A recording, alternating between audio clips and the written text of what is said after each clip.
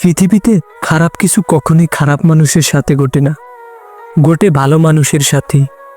যারা কোমল হৃদয়ের মানুষ, সরল মনের মানুষ, বেছে বেছে তাদের সাথেই খারাপ কিছু ঘটে। পৃথিবীর যত যন্ত্রণা, বঞ্চনা, দুঃখ, কষ্ট আর বেদনা সবই কেবল ভালো এবং নরম মনের মানুষগুলোর জীবনেই থাকে।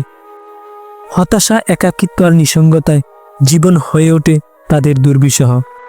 বারবার একইভাবে আঘাত পেতে পেতে বেঁচে থাকার ইচ্ছাই তারা হারায়। যারা পৃথিবীতে সরল মনের মানুষ, আপন মানুষ হোক কিংবা পর, সবাই কেবল সবচেয়ে যে নরম স্বভাবের তাকেই বেছে নেয়। যারা প্রতিবাদ করতে জানে না, যারা প্রতিশোধ নেয় না, যারা কারো ক্ষতি করে না, যারা কাউকে কষ্ট দিতে জানে না, ঠিক তারাই পৃথিবীতে সবচেয়ে বেশি যন্ত্রণা ভোগ করে। চতুর মানুষ কখনো অন্য আরেকজন চতুর মানুষকে ঠকাতে পারে না। পৃথিবীতে খারাপ মানুষের অভাব নেই, অভাব তো কেবল ভালো মানুষের।